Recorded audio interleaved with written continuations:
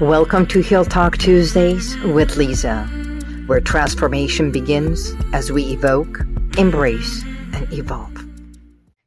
Welcome to Heal Talk Tuesdays with Liza. It's so good to be here with you, isn't it?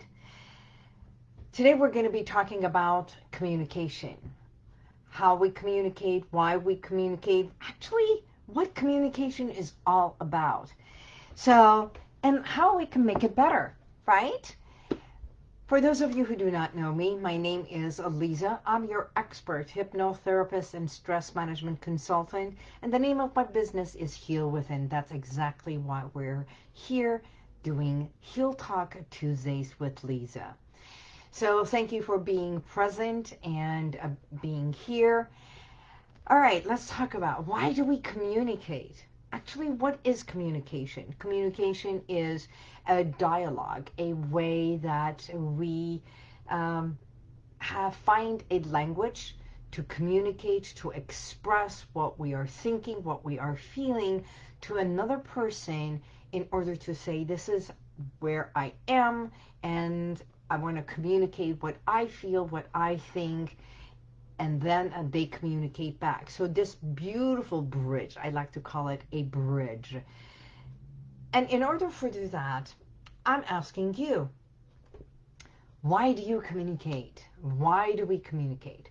So the primary reasons for communication is three. Of course, everything about me is in threes, right? So number one, the main thing, the most important thing about communication is we want to feel good. So I want to feel better. I want to communicate how I'm thinking so that I can feel better about what I'm thinking, what I'm feeling, and express my thoughts and feelings to you, to convey the message, right? So when we communicate in a way is to express opinions, to make an impact, to make some changes to happen, and everything we do to communicate is the result is for the better, right? So the better it is, the better it becomes, the happier you become, the happier I am. So that's the number one reason. Number two reason we communicate sometimes when we are angry, when we are upset, when there is what we call it is there is a miscommunication. What I thought is, or what was on my mind, maybe you read it wrong, especially when people text. Oh my God, texting is one of the hardest, or even email. It does not convey tonality. It does not convey, as you see, body language. So it is, even the voice is not there. The only thing that is conveyed is words. And hopefully, if we are a good communicator, we have better words that we choose. So words are truly powerful. As a clinical hypnotherapist, one of the things that we do is, that I do also, is help my clients understand the impact of words. So when we say certain words like don't, the subconscious mind does not compute the word don't and hears do. It's amazing how it happens. Don't do this. It only hears do this. So be more cognizant, be more aware when you speak, and when you want to say something or communicate something and share something that you want someone to take an action or to understand, or how you are expressing, always find the way you would like them to do something, because it's always about what? Moving towards the result. And if the result is something that you want them to do, then speak in sharing, this is what I want the results to be. This is what I want to express. This is how I want to share, and I would like you to stop doing this. I would like you to make a difference. I would like you to finish this project, and the project needs to be finished by the end of this month, by the end of this day, and those are my expectations. Because bottom line in life, communication is an expectation with our own perception. That's what it is. So if I have a perception or I perceive something to be the way I want it to be, and my expectations are this, how I communicate and how you communicate with someone, and if your expectations are not met, then maybe the communication, the verbiage, the tonality, and how you expressed it, they did not see how it makes sense for them and how they feel good about the expectations. And they did not know how to communicate back so that they feel good and they have a better result. You see, when we are upset, when there's two people who get into this argument, that means I'm expressing, venting, releasing my anger because an expectation was not met.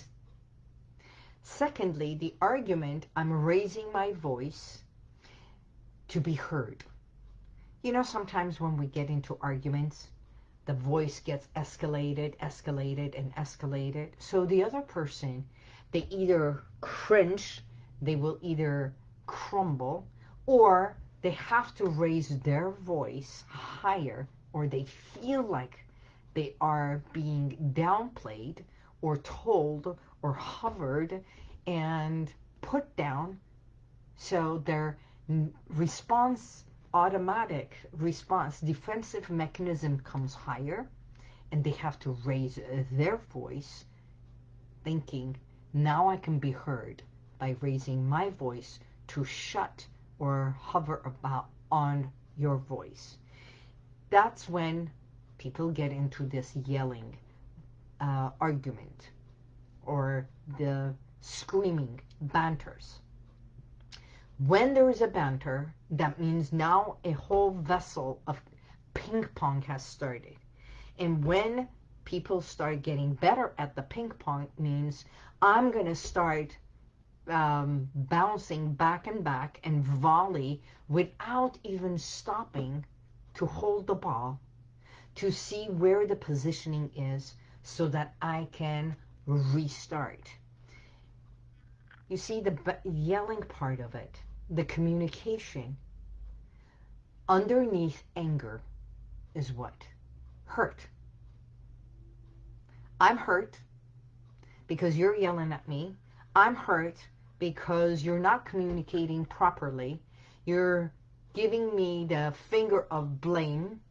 And when there is a blame, automatic, the subconscious mind goes into defensive mechanism, either in language or in communicating in a more aggressive way. It is exactly at that very moment that one needs to become better and stop for a moment. And when I say stop, it can be just a temporarily pause and think to yourself, is this helping me feel better? Is this helping the person I'm communicating feel better? And if the intention is to hurt them, then is hurting them making me feel good? See, bottom line, communication is there's got to be a better feeling. The third thing that we do when we are communicating is truly the first thing, which is creating a result. What is the result that I want in a communication? And it can be love, it can be lovers, it can be with family members, it can be when we are in a therapy session, when a client comes and they want a change of a habit or a behavior. My question first and foremost is, number one, what is it that you want? What is the result you would like to see?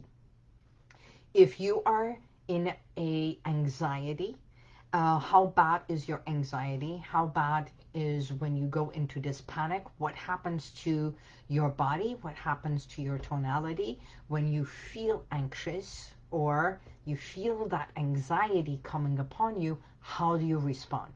So if your anxiety level is at a 6 or 7, right, or at an 8 or 9, I've had a client walking in here, actually, sisters brought him in here, and his anxiety was, according to him, at a 10, which is not possible, because at a 10 they would be having a panic anxiety almost close to a heart attack. So when he was here, I would say, I sat him down and I said, what if I say your panic and anxiety, if it was at a 10, you would not be able to sit here and communicate with me. So in order for you to feel better, let's take a moment and calm yourself just for a moment, to pause and say, this is a good. The good is at a number 2, when I have full control. And the bad, you're at a hospitalization at a 10. That means it's so bad you can't even sit here. So you must be in an 8. If you're an 8, if you could pause for just a moment, take a moment and say, okay, I want to feel good, and how good do I want to feel? So by the end of the session, I would like to feel at least a 6. Now we have a measure. And by communicating this and showing them it is possible that you can feel a 6, and 6 is so much better than where you are right now. Now the communication is, number 1, I'm going to help you feel better. Number 2, we can help you, right, manage where you are right now. So finding this bridge by the tools and the techniques I help you with, breath work, with relaxation, with taking control and realizing that you are in full cognizant way of being and taking control of your mind, of your body, your tonality, and instead of hyperventilating, just for a moment, beginning to pause, and relax. Now that you feel better, let's see what was the causation. So once you have the cause, the result becomes so much better. Again, communication, no matter what we are communicating, to make a change physically, mentally, and emotionally, to find a communication that I want to say, I care for you. How about I love you? Or communicate, this is not the result I expected. I would like have a better communication. Let's see what kind of a better result that it becomes a win-win situation for us we can find.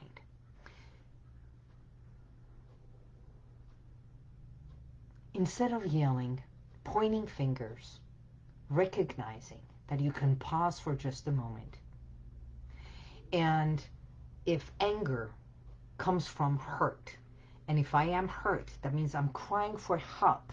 That means the result that I asked for, or I was imagining it, or I was expecting it, my expectations of what I wanted is not met. So let's come to the playing field. Let's start, in the old traditional ways.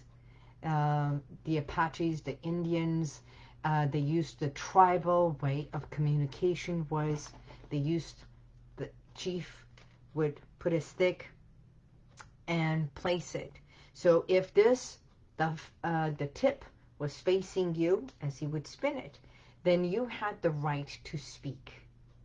And while you're speaking, I hold my space and I hold my breath, I hold my word, and I am not going to cut you off while you are expressing what you are thinking and feeling or wanting to share. And when they were done, then the chief would take it and say, okay, now you hold. The tip, the head is pointing to the other person. Now you have all the opportunities to express what your side is, what you think, how you feel. And then, remember, there's 3 sides to everything. Your side, and the truth. And that's where the chief was like an arbitrator, like a guide, like a therapist, like a referee, or a coach. And said, okay, you said, now let's see how we can find the middle ground, where I call it the bridge. We all have the ability to do this. We do. And every single day we communicate in words, we communicate when we take a text, we dance. Dancing is a communication. It's a form of communication of how you feel. May you be in flow. When you communicate the way you walk, your body language communicates. Oh my God, yesterday I was at a seminar, a great seminar at luncheon, and sitting with very dear friend of mine next to one another, and just our body language of how happy we are to be together. Every time we are together, it's like, you know, I'm so happy to be with you. I'm so happy to be next to you. And it's genuine. And be genuine in expressing what you feel, what you want to convey. Be genuine in communicating what you are thinking. And when you are genuine, even if you are hurt and if your expectations have not been met, is finding the way instead of hurting, be mindful. I have this private group on Facebook. It's called the Daily Gratitude. By all means, let me know if you would like to join. Every single day, it's something about Mondays being mindful. Tuesdays, it's Heal Talk Tuesday. Something that it helps you heal. When you want to do something, being mindful, taking a moment to pause, and right before you communicate, choose better words, that it's not hurting, but expressing, communicating, and communicating of what it is that you want instead of what it is that you don't want. Again, the subconscious mind does not understand I don't want. So those are the tips. Take a moment, pause, be mindful of your words. If you are angry, hurt, or in a spiteful moment, take a walk and then come back to the table and express the things that you were expecting. Your expectations were this, and your expectations were not met. Let's find a way to bridge it, to communicate, or maybe we have to go to someone who they can analyze it, or they can see what we cannot see. We're not communicating better. And the last one is, you can always find a way to feel better, because that's what communication is. What can I do to make you feel better? That we have a better result, to express what I think, what I feel, and both our needs are met. So hopefully today's communication, today's session, communicated that you too can turn around and communicate better. And always remember, words are so powerful. When we hurt, we also want to feel good and be loved and appreciated. So bottom line is, how do you communicate with yourself? And that's another thing for you to be mindful of. When you communicate to yourself, that inner dialogue behind your mind, when you sit and think to yourself, are you saying the words, the gestures? Do you get up and dance to relieve, to vent, to release whatever, if it is anger, if it is frustration, so that you can feel better? Again, the number one rule, we communicate to feel better. First, with yourself, with your inner self, with your body, and then how we project outside. My name is Liza Boubari. I am your expert hypnotherapist, and to make a change, that's what I do. I help you make the changes, either emotionally or mentally, sometimes, more often, physically, where you have not found the ways to do. Contact me, send me a message, and you can always go to HealWithin.com. You can even subscribe right here, and I look forward to seeing you next week. Until then, God bless, and may the universal light surround you. Bye-bye. And if you like this, share it, subscribe, and go to YouTube, and you'll see the rest of all my podcasts.